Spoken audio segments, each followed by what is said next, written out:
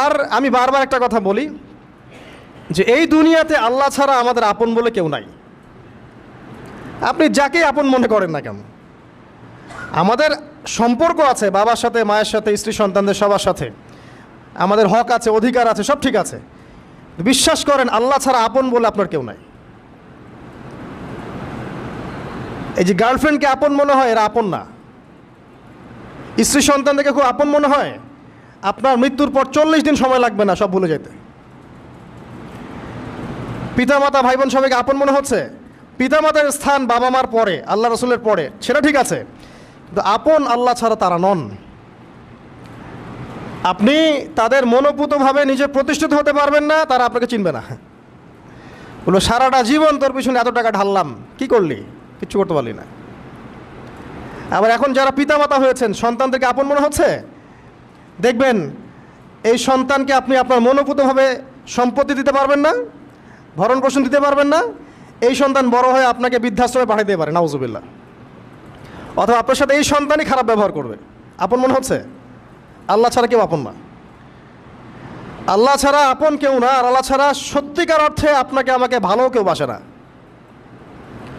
শুধু আল্লাহই আপনাকে ভালোবাসেন। এটা আপনারা হারে হারে উপলব্ধি করবেন যত দিন যাবে ইনশাআল্লাহ। তাই শুধু সেই আল্লাহর জন্যেই নিজেকে খালেস করে দেন, আর যার যার হক তাকে তাকে দিয়ে দেন। দুনিয়াতে শান্তিতে থাকার ফিলোসফি বলছি, philosophy of happiness in this হায়াতুদ দুনিয়া, সেটা হচ্ছে যার যার হক তাকে তাকে দিয়ে দেন, নিজের হক আল্লাহর কাছে চেয়ে নেন। আর দুনিয়াকে আপন মনে করবেন না, আল্লাহ ছাড়া কাউকে আপন মনে করবেন না। আপনি সুখে থাকবেন ইনশাআল্লাহ। দুনিয়ার দাসত্ব করবেন, আল্লাহ ছাড়া অন্য মানুষদেরকে আপন মনে করে নেবেন, দেখবেন আপনি পদে পদে কষ্ট পাবেন। কারো কাছে আশা করেন না, কষ্ট পাবেন না। আমি এই প্রসঙ্গে কথাগুলো বললাম যে দুনিয়াকে আপন মনে করতে নাই, আর আল্লাহকে আপন মনে করতে হয়।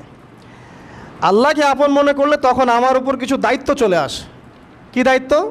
আল্লাহ আমাকে সৃষ্টি করেছেন, রিজিক দিয়েছেন, লালন পালন করছেন, বাঁচিয়ে রেখেছেন, তার হাতে আমার মৃত্যু, তার হাতে সব কিছু। তো এখন আল্লাহ পাকের জন্য নিজের জীবনটাকে খালেস করে নেওয়া, যেভাবে আল্লাহ পাক চলতে বলেছেন সেভাবে চলা, যেগুলোকে আল্লাহ পাক নিষেধ করেছেন বর্জন করা। আর রাসূলুল্লাহ সাল্লাল্লাহু আলাইহি ওয়াসাল্লামের সুন্নাহ আল্লাহ পাক রেখে দিয়েছেন আমাদের সামনে।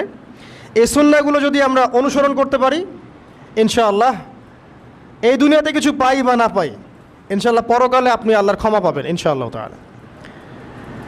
কোরআনের সূরাগুলার অর্থ সব খুতবায় বলা যায় না, সময় সংকুলন হয় না।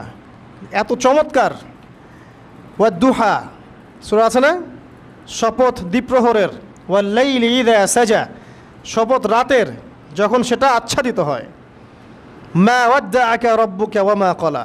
আল্লাহ কত মায়া দিয়ে তার নবীকে বলছেন যে তোমার আল্লাহ তোমাকে ছেড়েও দেন নাই, তোমার আল্লাহ তোমাকে ছেড়ে দেন নাই। ওয়ালা সাউফা ইউতিকা রাব্বুকা ফাতারদা, শীঘ্রই তোমার রব তোমাকে দান করবেন এবং তুমি সন্তুষ্ট হয়ে যাবে। দুনিয়াতে চলতে গেলে অনেক দুঃখ কষ্ট হয় না? যারা ঈমান নিয়ে চলে ওদের দুঃখ কষ্ট বেশি হয়। তা আল্লাহ বলছেন টেনশন করো না, কষ্ট পেও না, তোমার রব তোমাকে ছেড়ে দেননি। ওয়ালা সাউফা ইউতিকা রাব্বুকা ফাতারদা, তোমার রব তোমাকে শীঘ্রই দান করবেন আর তুমি সন্তুষ্ট হয়ে যাবে। আলাম ইয়াজিদকা ইয়াতীমান ফাআওয়া, আল্লাহ বলছেন আল্লাহ কি তোমাকে ইয়েতিম রূপে পাননি, এরপর আল্লাহ কি তোমাকে প্রতিপালন করে বড় করেননি? ওয়াজাদাকা দাল্লান ফাহাদা, আল্লাহ কি তোমাকে পথভ্রষ্ট পান নাই, তোমাকে আল্লাহ পাক হেদায়েত দেন নাই? তো আল্লাহ যে এগুলো করেছেন সে আল্লাহ তোমাকে পরকালে ইনশাআল্লাহ ভালো রাখবেন। ফাআম্মাল ইয়াতীমা ফালা তাকহার, তো তুমি ইয়েতিমদের প্রতি কঠোর হয়েও না। ওয়াম্মা সাইলা ফালা তানহার, কেউ চাইলে তার হাতকে খালি ফিরিও না, ধমক দিও না। ওয়াম্মা বিনিআমাতি রাব্বিকা ফাহাদ্দিস, তোমার রবের এই সমস্ত নিয়ামতগুলো তুমি মানুষের কাছে বর্ণনা করতে থাকো। এর পরের সূরার দিকে খেয়াল দেখবেন, সূরা আলাম নাশরাহ লাকা সাদরাক, মনে হয় দুটো একটা আরেকটার সাথে পেয়ার। আলাম নাশরাহ লাকা সাদরাক, আমি কি তোমার হৃদয়কে প্রশস্ত করে দেই নাই? ওয়াদা'না আনকা ওয়িজরাক, তোমার বোঝাগুলো হালকা করিনি? কাকে বলছেন এগুলো আল্লাহ পাক? রাসূলুল্লাহ সাল্লাল্লাহু আলাইহি ওয়াসাল্লামকে। তো যে মানুষটা জান্নাতে যাবে নিশ্চিত, এবং যিনি জান্নাতের দরজা না খুললে জান্নাতের দরজা কারো জন্য খোলা হবে না। যে মানুষটা হচ্ছে ভদ্র, স্মার্ট, বিচক্ষণ, কোনো মানুষ পৃথিবীতে নাই। সকল ধর্মের মানুষ মানে এটা। কিছু আছে শয়তান, মানুষ টুবি শয়তান, এরা মানে না, বাট দেখবেন ম্যাক্সিমাম মানুষই মানে, হোক সে ইহুদি বা খ্রিস্টান বা হিন্দুইজম বা মুসলিমরা তো মানেই, সবাই মানে। যে মুহাম্মদ সাল্লাল্লাহু আলাইহি ওয়াসাল্লামের মতো স্মার্ট, বিচক্ষণ, ভদ্র, সুচরিত্রের মানুষ পৃথিবীতে কোনোদিন আসেও নি, আসবেও না। তো সেই নবীর জীবনটা আপনি পড়ে দেখবেন, আর রাহিকুল মাখতুম বইটা, যে চড়াই আর উতরাই, খালি দুঃখ, কষ্ট, যন্ত্রণা, লাঞ্ছনা, কন্টিনিউয়াসলি। আমাদের নবী সাল্লাল্লাহু আলাইহি ওয়াসাল্লাম তো 1 মাস শান্তিতে ঘুমানো নাই নবী হওয়ার পরে। যখন তিনি মারা যান, ফাতিমা রাদিয়াল্লাহু আনহার কথা মনে আছে না? কানে কানে কি জানি বললেন। তখন আমাদের নবী একটা কথা বলেছিলেন, আমি এই বয়সে এসে কথাটা বুঝি, মাদ্রাসা লাইফে, ইউনিভার্সিটি লাইফে বুঝিনি। নবীজি বলেছিলেন তার মেয়েকে, ফাতিমা রাদিয়াল্লাহু আনহা তার কষ্ট দেখে কান্নাকাটি শুরু করলেন। আমাদের নবীজি তাকে কাছে ডেকে বললেন কানে কানে যে কি জানি একটা বললেন। তারপর ফাতিমা রাদিয়াল্লাহু আনহা চুপ করে গেলেন। তো পরে জিজ্ঞাসা করা হলো কি বলেছিলেন। তিনি বললেন, আব্বাজান বলেছেন আজকের পর তোমার আব্বার কোনো কষ্ট থাকবে না, আর তুমি আমার পরিবারের মধ্যে সবার আগে আমার সাথে সাক্ষাৎ করবে। এই যে আজকের পর আমার আব্বার আর কোনো কষ্ট থাকবে না, এর মানে বোঝেন, মানে সারাটা নববী জীবন কত যে কষ্ট নবী সাল্লাল্লাহু আলাইহি ওয়াসাল্লামকে সহ্য করতে হয়েছে। আজকে জান্নাতে যাওয়ার দিন, আজকে আর তোমার আব্বার কোনো কষ্ট থাকবে না। এই মানুষটার যদি এই অবস্থা হয়, তাহলে আমরা কি?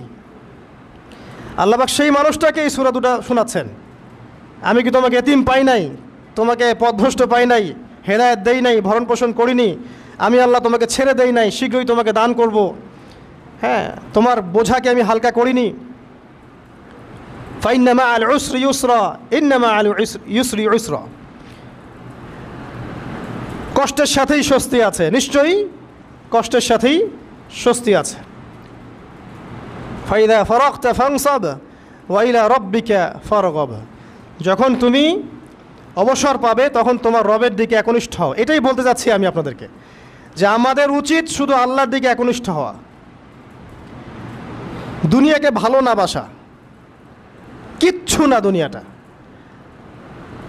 আমার চেয়ে ভালো আপনারা এটা জানেন না, কিচ্ছু না দুনিয়াটা,